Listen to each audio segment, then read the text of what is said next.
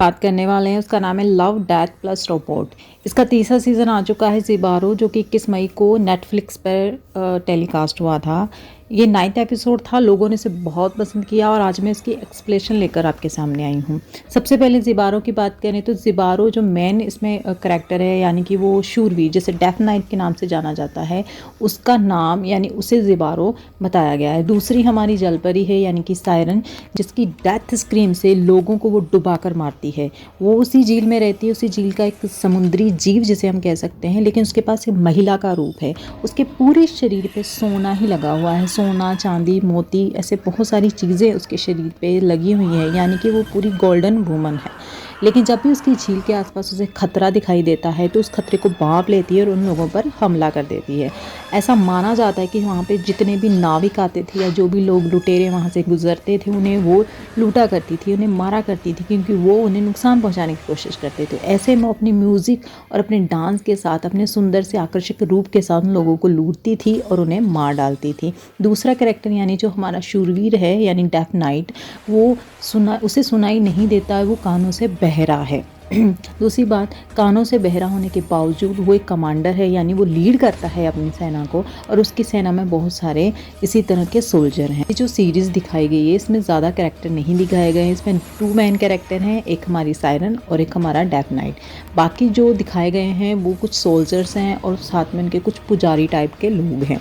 तभी कहानी की शुरुआत होती है और कहानी की शुरुआत में हम देखते हैं कि एक बहुत बड़ा जत्था, यानी कि एक सैनिकों का, शूरवीरों का एक जत्था जा रहा होता है, जिसका मेन लीडर हमारा वही शूरवीर है, डेथ नाइट, जिसे कानों से सुनाई नहीं देता, लेकिन वो उनका कमांडर है, उनका लीडर है। तो अचानक से वो वहाँ रुकते हैं जहाँ पर वो झील होती है। उस झील के नीचे हमेशा से वो जलपरी यानी हमारी सायरन रहा करती थी। जैसे वहाँ रुकते हैं सायरन को पता चल जाता है एक्चुअली वो जो सेना का जत्था था वो कोई और नहीं बल्कि वो लुटेरे थे। उनके घोड़ों पे बहुत सारा सोना था, जिसे देख के हमें पता चलता है कि वो लोगों को लूटा करते थे। और जब वो यहाँ से निकल रहे होते तो सायरन को भी इस बात का खतरा होता है। तभी हम देखते हैं कि अचानक से हमारा जो डेथ नाइट है यानी जो हमारा ज़िबारो है, वो उस झील में हार डालता है और अचानक से नीचे जो हमारी जल परी होती है उसकी वजह से उसे एक सोने का टुकड़ा मिलता है, लेकिन वो किसी को नहीं बताता। एक्चुअली उस झील में बहुत सारा सोना भी था और उसे लूटने के लिए वो लोग वहाँ आए थे। उन्हें ये बात नहीं पता होती, इसलिए ज़िबारो किसी को नहीं बताता और वो सोने का जो टुकड़ा अपने पास रख लेता है, जिससे हमें पता चलता है कि वो जो डेथ नाइट था वो कितना लालची था।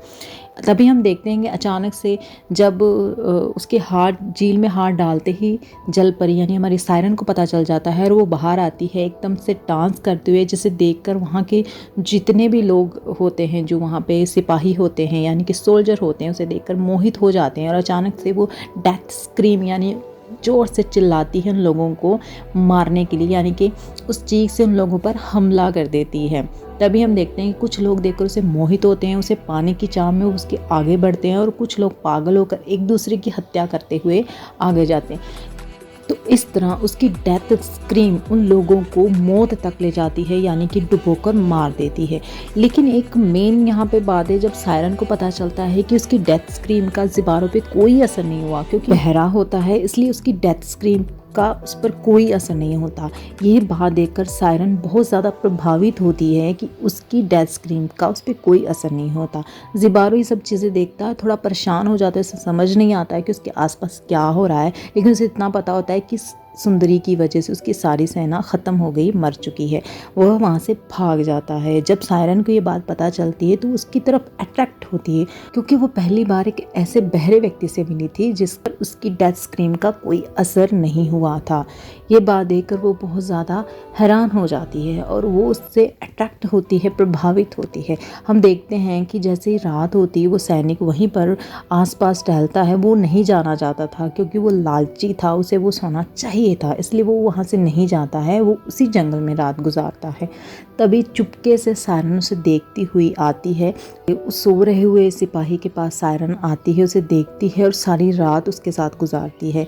जो डेथ नाइट है उसे ये बात नहीं पता होती है। अचानक से जब वो उठता है, उसे देखता है तो वो सुंदरी को देखता ही रह जाता है। वो उसके सोने को निहारता ही रह जाता है, उसके ऊपर से उसकी निगाहें नहीं हटा पाता, क्योंकि उसके शरीर पे जो हीरे मोती जवाहरत जड़े हुए थे, जो सोना था उसके शरीर पे, वो किसी को भी लालची बना सकता था। ऊपर से वो इतनी सुंदर है। ये देखते ही जब वो वहाँ से जाने लगती है तो वो सायरन का हाथ पकड़ता है और हम देखते हैं कि जैसे वो हाथ पकड़ता है कुछ सोने के टुकड़े जो उसके हाथ में आ जाते हैं, जिसकी वजह से वो हर्ट भी हो जाता है कि अब ज़िबारो को उसे पाने की चाह और भी बढ़ जाती है, उस सोने को पाने की चाह। अभी हम देखते हैं कि ज़िबारो उसका पीछा करता है। सायरन उसे लुभाने के लिए उसके आसपास आती है, डांस करती है और अंत में वो दोनों एक दूसरे के करीब आ जाते हैं। और जैसे एक दूसरे को छूते हैं, हम देखते हैं कि सायरन की वजह से डेथ नाइट यानी ज़िबारो हर्ट हो जाता है। वो उसके होठ इतने नुकीले थे कि सायरन की वजह से ज़िबारो हर्ट हो जाता है। हम देखते हैं वहाँ पे कुछ खून निकलने लगता था। तभी हम देखते हैं वो एक दूसरे के पास आते हैं और जैसे उनके मन की जो फीलिंग्स हैं, यानी कि सायरन के मन में जो प्यार की फीलिंग्स आ रही होती हैं, वो उसे पता चल जाती हैं ज़िबारो को। अचानक से वो उसका फ़ायदा उठाता है और उसे बेहोश कर देता है। जैसे वो बेहोश होती है, हमारा डेथ नाइट यानी कि ज़िबारो उसके सारे शरीर का सोना चुरा लेता है। वो उसके सारे शरीर से एक एक सोना निकाल लेता है और उसे लहूलुहान करके उसी नदी में फेंक देता है। उसका खून जादुई था, सायरन एक जादुई थी।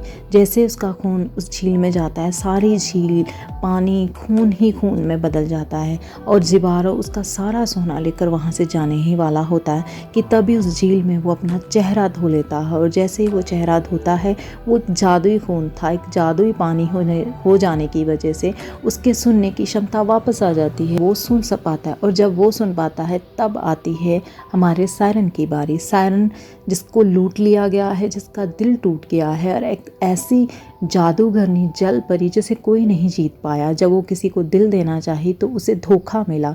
अब वो बदला लेने के लिए वापस आती है, उस झील से वापस निकलती है और जब वो महसूस करती है कि वो नाच नहीं पा रही, वो डांस नहीं कर पा रही है, वो चिल्लाती है, दुखी होती है। और जब वो चिल्लाती है तब उस सिपाही को, उस शूरवीर को उसकी फीलिंग्स के बारे में पता चलता है। अब वो उसकी दर्द दुख सुन सकता है। अब वो ज़िबारो को बताती है कि उसकी फीलिंग्स को हर्ट करके उसने कितना बुरा किया है। डेथ स्क्रीम उसके कानों तक पहुंचती है और उसे महसूस होता है कि सायरन कितनी तकलीफ़ में है, जो कि उसकी वजह से उसे मिली। इस तरह हम देखते हैं कि वो चिल्लाती है और वो जिस तरह से डांस करती है, जिस तरह से मूव करती है, उसका शिकारी भी उसी तरह से मूव करता हुआ, डांस करता हुआ अंत में मौत को प्राप्त कर लेता है, यानी कि वो मर जाता है। इस बार सायरन ऊपर खड़ी होती है और उसका शिकार नीचे, जबकि वो नीचे रहा करती थी और शिकारी हमेशा ऊपर। लेकिन अंत में वो उसकी मौत बन जाती है और उसे गहरे पानी में डुबोकर मार देती है। यह कहानी एक जलपरी और एक बहरे सिपाही की जहरीले रिश्ते को बताती है कि कैसे दोनों ने अपने अपने स्वार्थ के लिए वो एक दूसरे के करीब आते हैं और अंत में जो परिणाम निकल के आता है वो कितना विनाशकारी होता है। उस जलपरी को अपनी फीलिंग्स, अपना सब कुछ गंवाना पड़ता है, लेकिन वहीं उस सिपाही को मौत का सामना करना पड़ता है। तो ये जो सीरीज़ थी नेटफ्लिक्स पे 21 मई को रिलीज़ हुई थी, जो सबसे ज़्यादा पसंद की जाने वाली थी।